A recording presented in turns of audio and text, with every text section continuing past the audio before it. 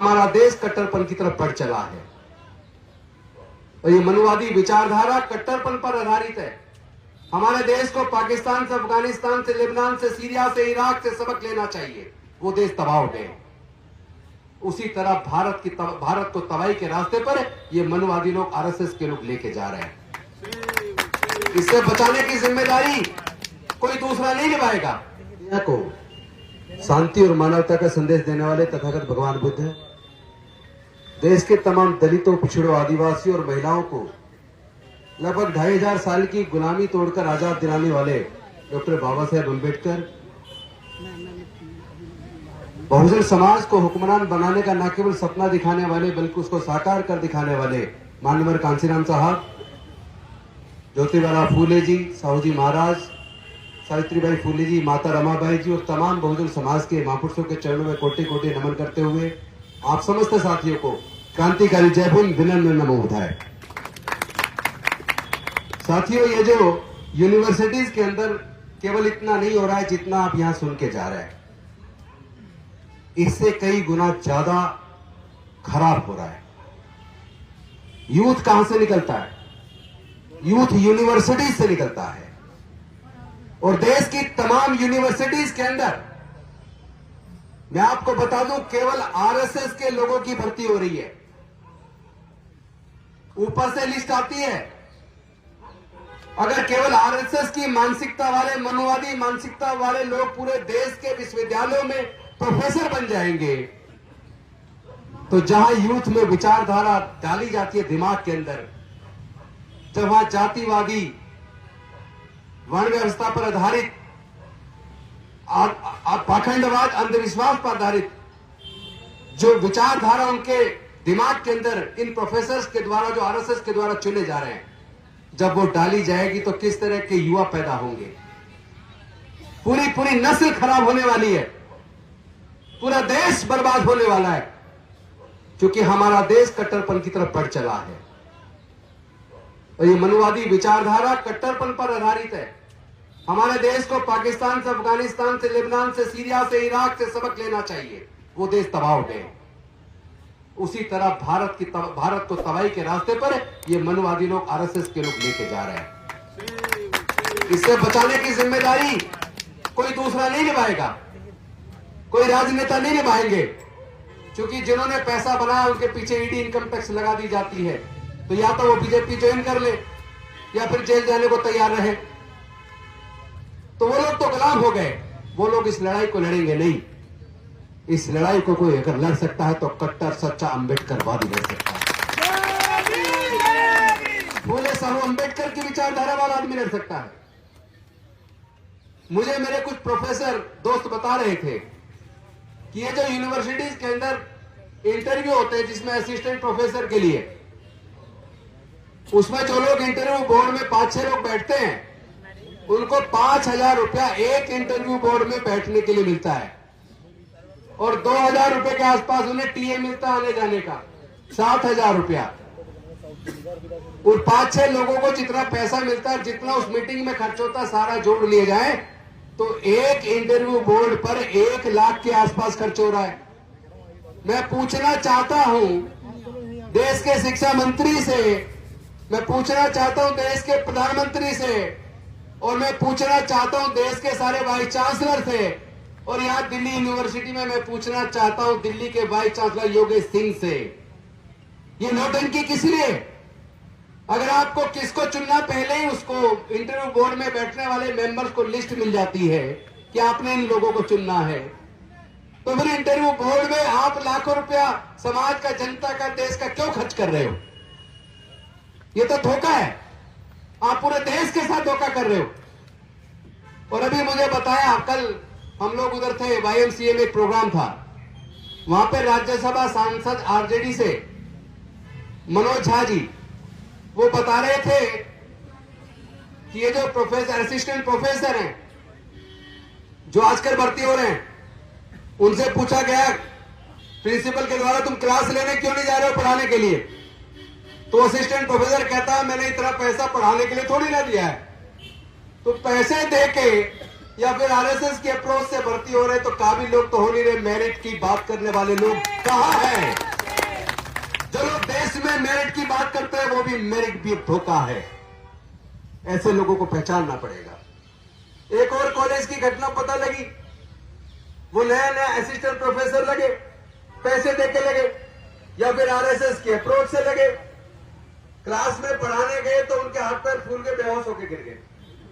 ये सच्ची घटना है दिल्ली यूनिवर्सिटी के कॉलेज की, मैं कोई हवा में बात नहीं कर रहा हूं। ऐसे लोग भर्ती हो रहे हैं और इतने काबिल पीएचडी किए हुए ब्रिलियंट एक असिस्टेंट प्रोफेसर को धोखे से झूठा एक आरोप लगा के निकाल दिया। अरे ये झूठे आरोप लगाना बंद करो, सीधा कहो ना तुम्हें अंबेडकरवादी पसंद नहीं है, तुम्हें फूले साहब अंबेडकर की विचारधारा पसंद नहीं है। लेकिन साथियों हम हार क्यों रहे हैं? हार के कारण को समझना जरूरी है, पूरे देश में जाके समझाना जरूरी है। हार का कारण यह है कि अब तो आंकड़े सामने आ ही गए, जैसे राहुल बता रहे थे। 12% लोग पूरे देश के सुप्रीम कोर्ट हाई कोर्ट पे काबिज है, 12% लोग देश के पूरे शासन पे काबिज है, 12% लोग देश के पूरे व्यापार पे काबिज है, 12% लोग पूरे देश की भूमि पे काबिज है, 12% लोग पूरे देश के प्राकृतिक संसाधनों पे काबिज हैं, जिन प्राकृतिक संसाधनों से लाखों अरब रुपया पैदा होता है। क्योंकि ये जल जंगल जमीन कोई अपनी मां के पेट से लेकर पैदा हुआ है क्या? अगर मां के पेट से लेकर पैदा नहीं हुआ तो कुछ ही लोग जमीन के मालिक क्यों हैं? हमारे समाज के लोग मालिक क्यों नहीं है? ये सवाल पूछा जाना चाहिए। लेकिन अगर इनकी जीत हो रही है तो इसलिए हो रही है कि इसके लिए हमारे समाज के ही लोग जिम्मेदार हैं। क्योंकि जहां भी कहीं समाज की सभा होती है, पूरे देश में मैं देख रहा हूं, महाराष्ट्र और उसके आगे तो परिवर्तन दिखता है, वहां सभाओं में महिलाएं दिखती हैं। लेकिन महाराष्ट्र से जैसे ही ऊपर उत्तर दिशा में आते हैं तो हमारी सभाओं में पुरुष ही पुरुष आते हैं। कोई कोई महिला गिनती की आती है। जहां अपने समाज के हक अधिकार पर चर्चा करते हैं, अपने उत्पीड़न पर चर्चा करते हैं, उत्पीड़न के कारण पर चर्चा करते हैं, कारण के निवारण पर चर्चा करते हैं, उस चर्चा में पुरुष भाग लेते हैं, पुरुष बोल रहा है, पुरुष सुन रहा है, अपने घर चले गए।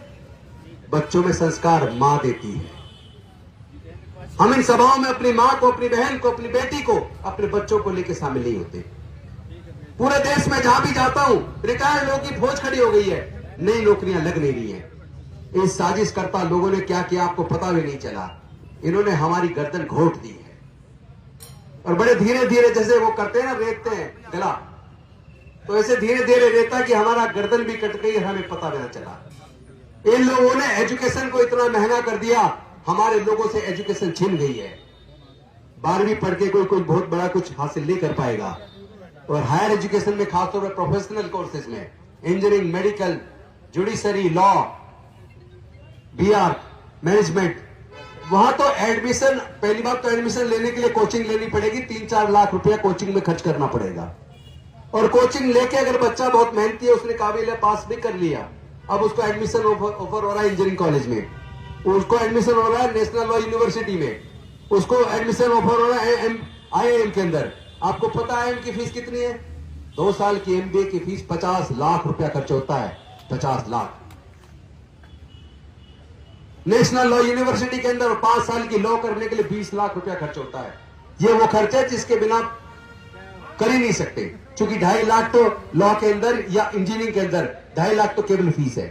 हॉस्टल का खर्चा अलग, किताबों का खर्चा अलग, ट्रांसपोर्ट का खर्चा अलग, खाने का खर्चा अलग, सारे खर्चे जोड़ लिए जाए एक साल में कम से कम 3.5 लाख रुपया चाहिए, लॉ करने के लिए भी, इंजीनियरिंग करने के लिए भी, मेडिकल के लिए भी।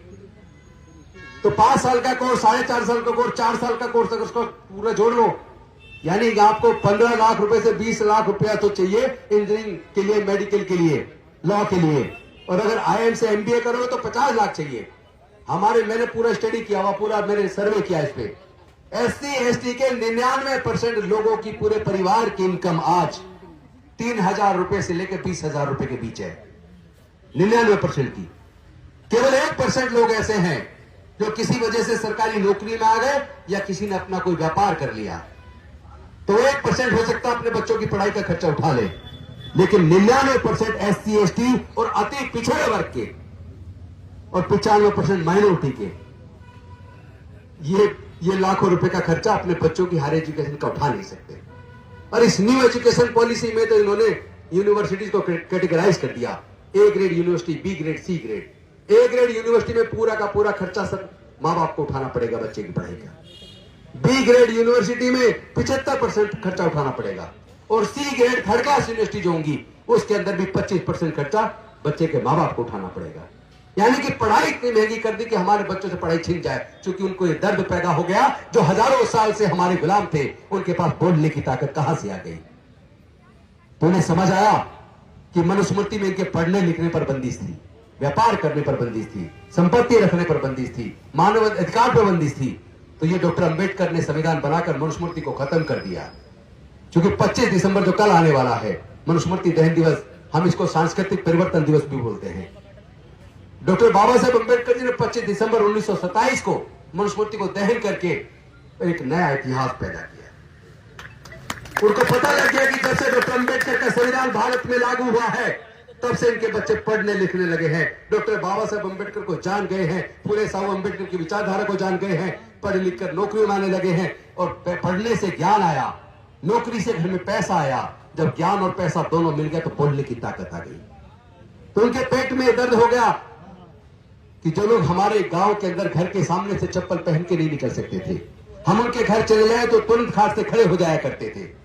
जो हमारे घर के सामने से कभी घोड़ी से बारात नहीं निकाल सकते थे, आज वो अफसर बन के हमारे सर पे बैठ गए हैं। आपको याद होगा पिछले यूपी के चुनाव में बीजेपी की एक विधायिका वो भाषण दे रही थी, शायद बुलंदशहर अलीगढ़ का है, वो कह रही थी कि पैर की जूती सर पे आ गई। तो ये लोग वैसे भी हमें पैर की जूती मानते हैं। अभी आपने वो मिस्टर बिंद्रा, उसका वो सुना होगा 2 दिन पहले, वो कह रहा है कि ये इंटेलेक्चुअल क्लास तो ब्राह्मण में पैदा होती है। ब्राह्मण मतलब इंटेलेक्चुअल क्लास, क्षत्रिय मतलब एडमिनिस्ट्रेटिव क्लास जो राजपाट चलाए, वैसे मतलब जो व्यापार करे, और बाकी जो लोग हैं उनमें इंटेलेक्चुअल पैदा नहीं हो सकते। यानी शूद्रों में और अछूतों में उनके हिसाब से, उनकी मानसिकता के हिसाब से शूद्रों और अछूतों के अंदर दिमाग नहीं है, वो इंटेलेक्चुअल पैदा नहीं हो सकते, वो व्यापारी नहीं बन सकते, वो अच्छे शासक नहीं बन सकते। लेकिन मैं इनको बता देना चाहता हूं, डॉक्टर बाबा साहेब अंबेडकर के मुकाबले का इंटेलेक्चुअल भारत के अंदर कोई पैदा नहीं हुआ। दुनिया के अंदर भी गिने चुने लोग हैं। और अगर शासक की बात करें तो महान सम्राट उसको याद कीजिए, वो हमारे बहुजन समाज से थे। सम्राट तो बहुत लोग होंगे, लेकिन महान सम्राट तो एक ही है। तो हम पे राज चलाना भी आता है। और ज्यादा अच्छा एग्जाम्पल देखना चाहिए तो नजदीक का देख लो, कुमारी बहन मायावती जी को लोग याद करते हैं उनके शासन के लिए। हम शासन करना जानते हैं। हमारे इतने सारे ब्यूरोक्रेट्स हैं, इतने सारे जजेज हैं। आपको याद होगा, हमारे वकील साहब को पता होगा, रामास्वामी जी जज हुआ करते थे, उन्होंने रिकॉर्ड जजमेंट दिए सुप्रीम कोर्ट में जज रहते हुए। उनके मुकाबले किसी ने जजमेंट नहीं दिए। के.जी. बालाकृष्णन आए, उसके बाद आज हमारे 2 सुप्रीम कोर्ट में जजेज हैं।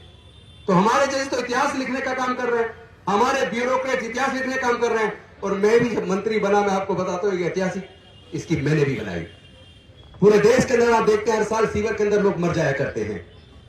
एक तरफ हम जो चंद्रयान भेज रहे हैं, मंगलयान भेज रहे हैं, और सीवर के अंदर हमारे समाज के लोग जान गंवा रहे हैं। आपके पास कोई ऐसी तकनीक नहीं है कि आदमी सीवर के अंदर ना जाए?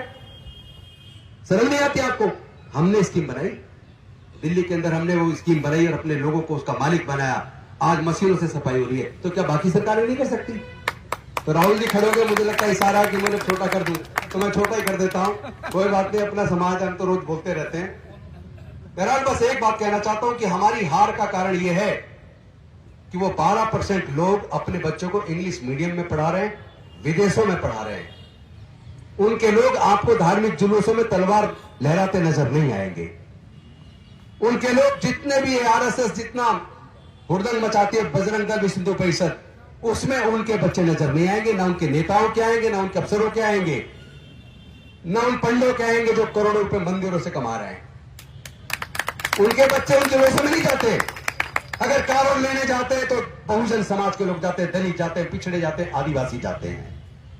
अगर इनके धार्मिक जुलूसों में तलवार लहराई जाते तो उसके अंदर जो लोग जाते, कभी उनको देख लेना, वो मेरे बहुजन समाज के लोग होते हैं।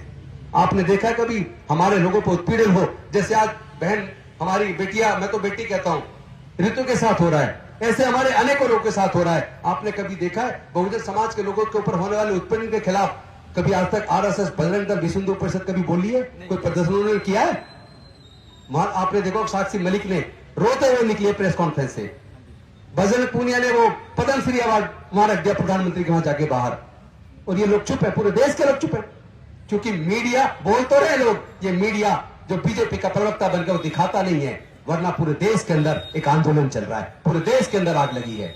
तो मैं अपने लोगों को एक बात कहना चाहता हूं, अगर आप इस उत्पीड़न से मुक्ति चाहते हो तो आरएसएस, बजरंग दल, विश्व हिंदू परिषद में अपने बच्चों को मत जाने दो। अपने बच्चों को कावड़ लेने मत जाने दो। कहीं भी कोई कथावाचक आए, कोई जागरण हो, अपनी पत्नी को, अपनी मां को, अपनी बहन बेटियों को उसमें मत जाने दो, वरना वो जो सीख के आएंगे वही संस्कार अपने बच्चों में डालेंगे। यही हमारे उत्पीड़न का कारण है। इसीलिए हमारी लड़ाई और ज्यादा थोड़ी ज्यादा मेहनत मांगती है। इसलिए लड़ाई में दिक्कत आ रही है, क्योंकि हम ही लोग अपनी विचारधारा को छोड़कर उनकी विचारधारा को मजबूत कर रहे हैं। और दूसरे, मैं अपने युवा साथियों से कहना चाहता हूं, ये लड़ाई लाठी गोली की नहीं है, याद रखना, ये लड़ाई विचारधारा की है। डॉक्टर बाबा साहब अम्बेडकर जी ने कभी लाठी गोली की बात नहीं की, औजार हथियार नहीं उठाए। डॉक्टर बाबा साहब अम्बेडकर ने अकेले अपने विचार के दम पे, अपने आर्गुमेंट से, अपनी काबिलियत से, अपने तर्क से इन लोगों को धराशायी किया है, हमारी हजारों साल की गुलामी को तोड़ा है। इस लड़ाई को भी हम जीतेंगे, मैं जानता हूं। बस अब किसी भी तरीके से एक हो जाओ और ऐसे नेताओं के चेहरे से नकाब उतार दो जो समाज के मुद्दों पर सड़क पर नहीं आते हैं। बहुत बहुत धन्यवाद। जय जय जय जय जय भीम, जय जय जय जय जय भीम।